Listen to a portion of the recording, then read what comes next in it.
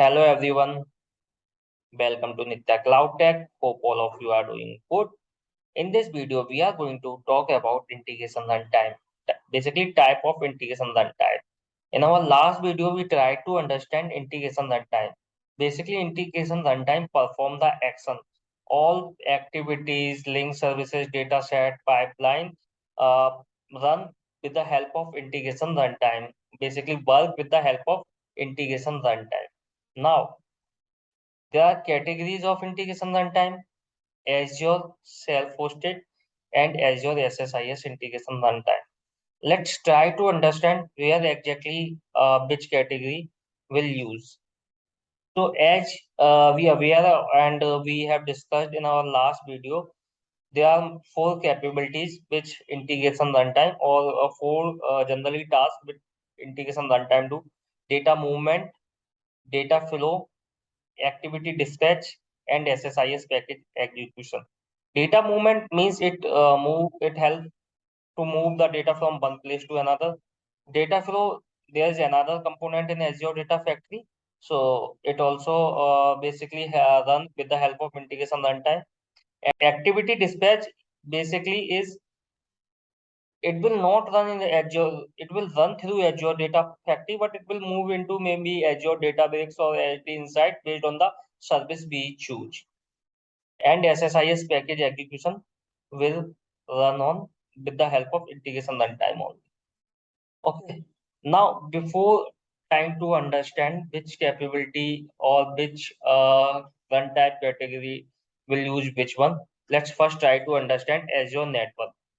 So there are two types of Azure Network: Azure Cloud, which is public network, and private network is there are two types: on-premises and Azure Virtual Network. So public network basically when your source and destination both are on public, both are on Azure. Public is basically on Azure cloud. Private would be two options. Either it may be on your on premises or it may be on Azure Virtual Network.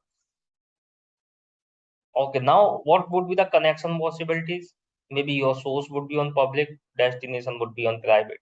Source would be on private, destination would be on public, or both would be on public. Private, public. So public, private means we will use in public we can use Azure, and in destination in basically private we will use self-hosted. So wherever you can simply understand, wherever you see public, where you can simply use Azure, and wherever you see private, where you need to use self-hosted. Okay. Now let's try to understand with the with this table chart. So in if I talk about IR type Azure, so Azure support data flow, data movement, and activity dispatch. And self-hosted support data movement and activity dispatch. It does not support data flow. So whenever you have data flow capabilities, you can only able to do Azure. And whenever you have SSIS package execution capabilities, so you have to choose Azure SSIS. You have to create Azure SSIS integration runtime. You cannot do either from self-hosted or from Azure. This is the basic table chart. Whenever you have Azure SSIS package execution, just create integration runtime on as an Azure SSIS. Or whenever you have, like data movement and activity dispatch on private network, at that time you can choose self-hosted. And public network, at that time you can choose Azure. Yeah. So now let's try to create this on Azure Data Factory.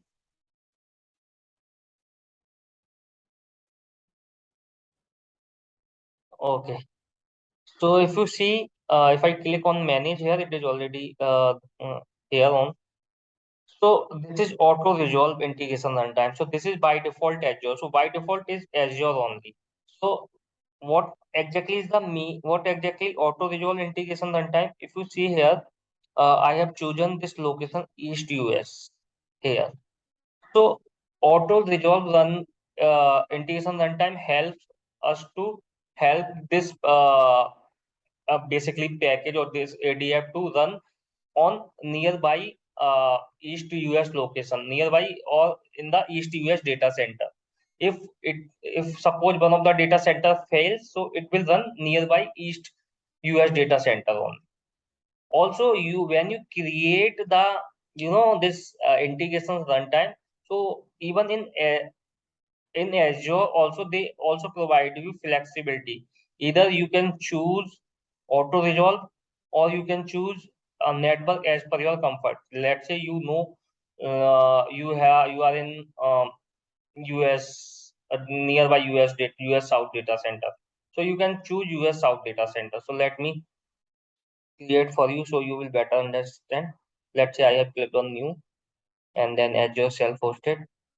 Continue Azure. Let's say I have one name Azure int demo. Just now see it is asking type is Azure. It is asking me to choose auto resolve or center. Sorry.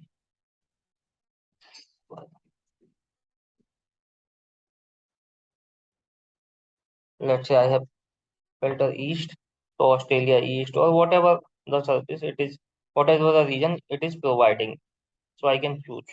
So as of now, I'm choosing auto resolve, and if I create, so see, it is created. So this one is auto resolve. If I click on new and let's say if I choose self-hosted, I will click here, continue and self-hosted. Let's say name self H1 and then let's say if I click on create.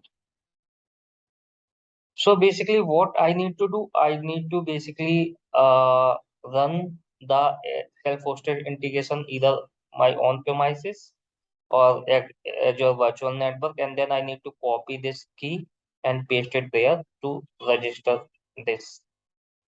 After that, I can create this.